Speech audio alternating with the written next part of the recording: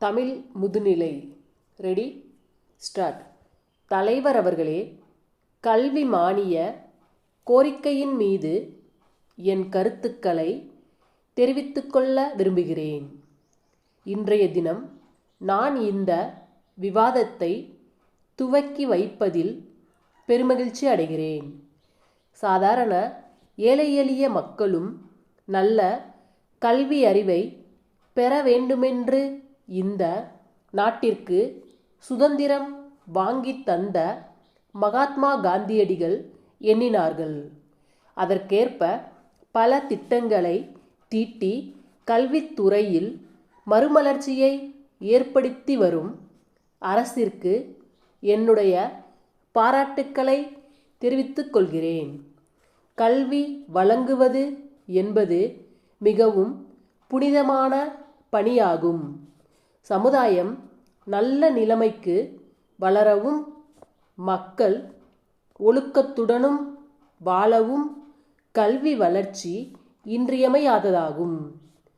இன்றைய சமுதாய மாற்றத்தில் படித்தவர்கள்தான் அதிகமான தவறுக்கு காரணமாக இருக்கிறார்கள் என்பதை வருத்தத்துடன் காண்கிறோம். இதற்கு காரணம் அவர்களுக்கு பண்பாடு என்பது இல்லாததுதான். இந்த நிலையை மாற்றிட சமுதாயம் நல்ல முறையில் மேம்பாடு அடைந்திட அறிவு கல்வியுடன் பண்பாட்டு கல்வியையும் வழங்க வேண்டியது நம்முடைய கடமை என்பதை குறிப்பிட விரும்புகிறேன். கல்லூரிகளில் தமிழ் பயிற்று மொழியாக படிக்கும் மாணவர்களுக்கு உதவித்தொகை வழங்கி வருகிறோம். இருப்பினும் அவர்கள் ஆங்கில பயிற்று மொழி வகுப்பிற்குத்தான் ஆர்வமாக செல்கிறார்கள்.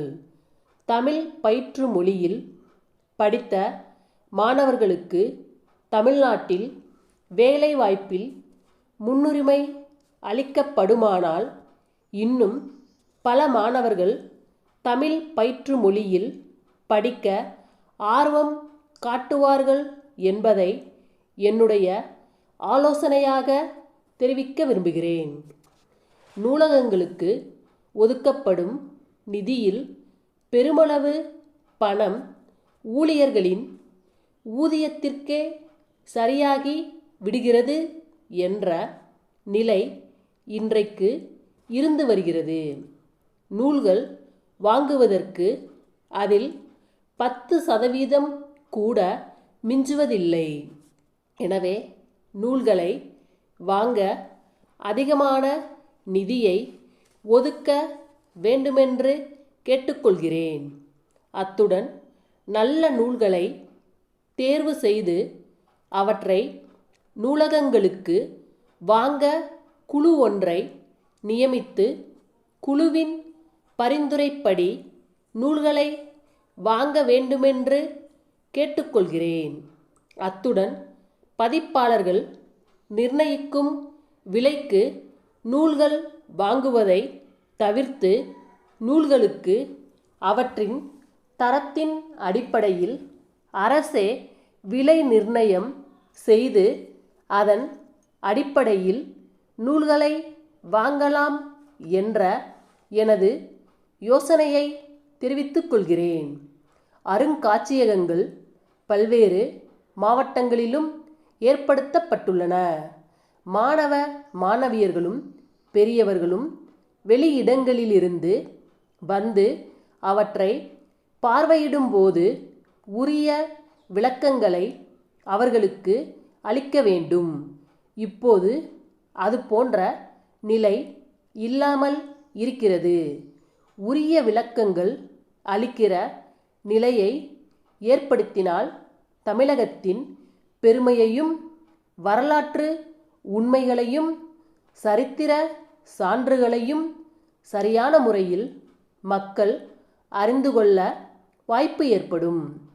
இதன் மூலம் நமது புராதன சின்னங்களின் வாயிலாக நமது நாட்டை பற்றியும் நமது பகுதியை பற்றியும் உள்ள சரித்திரத்தை வளரும் இளந்தலைமுறையினர் அறிந்து கொள்ள முடியும். அன்புள்ள ஐயா, தாங்கள் கடந்த மாதம் கேட்டுக்கொண்டபடி 4 உருளை இயந்திரங்கள் தங்களுக்கு அனுப்பி வைக்கப்பட்டுள்ளன என்று தெரிவிப்பதில் மகிழ்ச்சி அடைகிறோம். நீங்கள் அவைகளை ஒரு சில தினங்களில் பெறுவீர்கள் என நம்புகிறோம். நீங்கள் எங்களுக்கு செலுத்த வேண்டிய பணம் ரூபாய் 10,000 என்பதை இத்துடன் இணைக்கப்பட்டுள்ள பொருள் விவர பட்டியலில் இருந்து தெரிந்து கொள்ளலாம். தகுதி பெற்ற எங்களது பொறியாளர்கள் மூலம் உங்களுடைய இயந்திரங்கள் சரிபார்க்கப்பட்டு அனுப்பி வைக்கப்பட்டுள்ளன என்பதை தெரிவித்துக் கொள்கிறோம். அவற்றின் நேர்த்தியை பற்றி தாங்கள் கவனித்து அறிந்து கொள்ளுமாறு அன்புடன் கேட்டுக்கொள்கிறோம். எனவே தங்களது கடிதத்தில் குறிப்பிட்டபடி மற்ற மீதமுள்ள இயந்திரங்களின் உற்பத்தியையும் எங்களிடமே ஒப்படைப்பீர்கள் என நம்புகிறோம். அத்துடன் தங்கள் பகுதியில் இருக்கும் தங்களது சகோதர நிறுவனங்களுக்கும் எங்கள் பெயரை சிபாரிசு செய்யுமாறு கேட்டுக்கொள்கிறோம். தங்களது தேவைகளுக்கு எப்போதும் குறித்த நேரத்தில் காலம் தாழ்த்தாமல் உங்களுடைய விருப்பத்திற்கேற்ப அனுப்பி வைப்போம் என்று உறுதி கூறுகிறோம். தங்களின் ஒத்துழைப்பை என்றும் எதிர்பார்க்கின்றோம். தங்கள் உண்மையுள்ள